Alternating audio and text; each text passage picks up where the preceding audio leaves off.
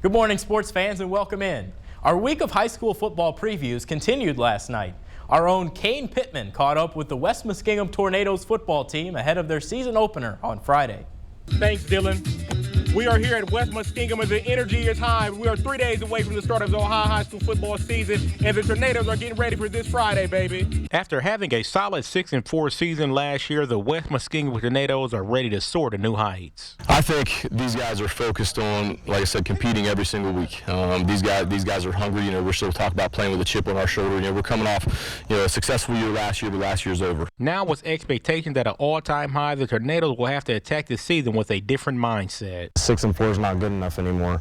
We had a good year last year. We had a decent year, but it's not good enough anymore. We expect to be great. The West Muskingum Tornadoes open their season on August 19th versus the Lakewood Lancers in Zanesville. Because local matters, this is Caine Pittman reporting for WHIZ. Hello. Thanks for tuning in. We start off in the NFL where Bengals quarterback Joe Burrow is set to have surgery. The young superstar quarterback will have an appendectomy, according to sources at ESPN.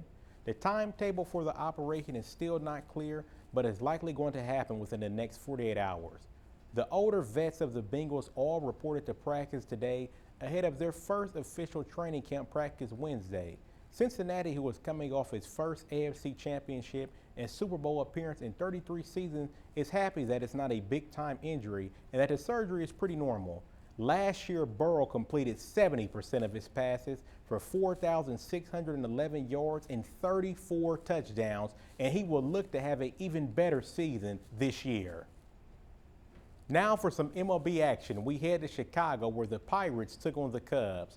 The Cubs scored in the first inning when Happ smacked a RBI double to deep right field to bring in 2 runners. Horner will be up next, and he hit a RBI double of his own to make it 3-0. The game will stay quiet for a while until the 7th inning when the Pirates finally responded with Cruz blasting a 2-run home run to center field to make it 3-2. But the Cubs would match it and hit a home run of their own in the 8th inning to put the game out of reach as they defeated the Pirates 4-2. They will be back in action Thursday to face the Phillies. Thanks, Kevon. Warm summer heat and fresh cut grass means Ohio high school football is underway. Today we're at Miller High School where the Falcons are getting ready for this upcoming season.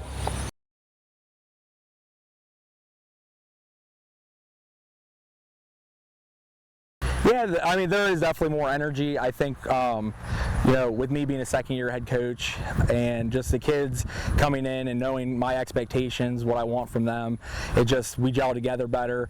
We've had a lot of kids that have joined, which is great, that have came out that didn't play last year, but also, the returners that I had, they just, all off season I preached, the boys were talking about the weight room, which I preached, and I was always out in the weight room with them. But just getting them excited and I need to be excited. I want my coaches to be excited when we show up. So, now that I'm a little bit more comfortable in my second year, just one of the things I want to focus is positivity and getting these guys ready for week 1. Now, with 2 years under Coach Scott, the Falcons now have higher expectations. Top MSL for sure. I think we have all the players. We just keep our heads up and stay in the weight room and stay on the field working hard. We can get there. For these guys, I want them to take it one game at a time. So week 1 we play Fed Hawk. I want to go in and beat Fed Hawk.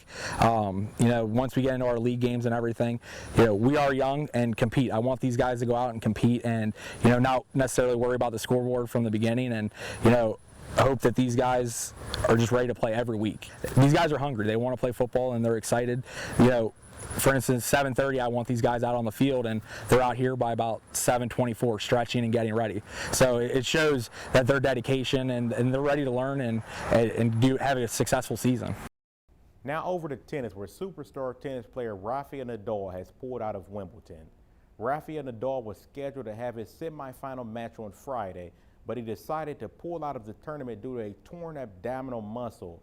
The 22-time champion said he has been experiencing excruciating pain in the area for the past week, but the injury got worse during Wednesday's quarterfinal match.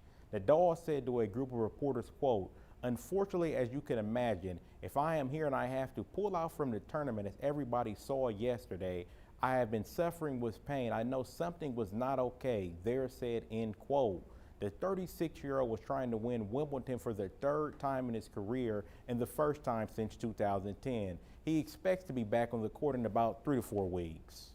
And now for a little baseball action, we have the Cincinnati Reds going up against the Pittsburgh Pirates. In the first game of a doubleheader, both teams came up in this matchup trying to shake off tough losses. Things stayed quiet for the first half of the game, with the first 4 innings being scoreless for both teams. The Pirates got things started in the 5th when Castillo blasted a home run to center field. The Reds will respond with their next at bat, with Solano matching him and crushing a home run of his own to tie it up 1-1. In the 6th inning, Chavez will hit a nice 2-run RBI double to give the Pirates a 3-1 lead. They would add to it in the 7th when Delay hit a RBI double to right field. The Reds would add on another run in the 8th, but it wasn't enough as the Pirates win this one 4-2.